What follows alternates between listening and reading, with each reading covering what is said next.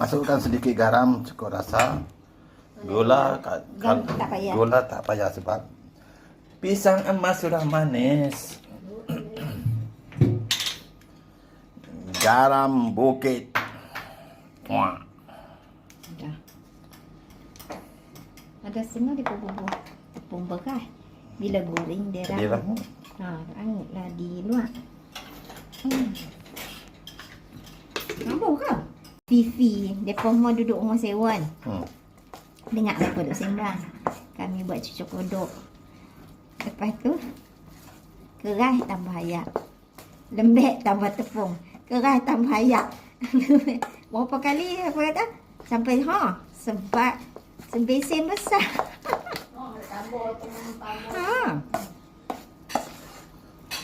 Okey. Boleh goreng.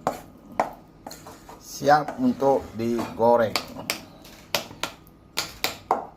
Dijemput-jemput. Goreng. Cucur kodok. Untuk menambahkan keenakannya, ianya juga boleh dimakan bersama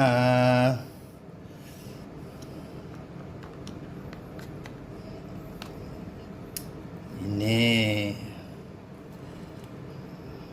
Wow.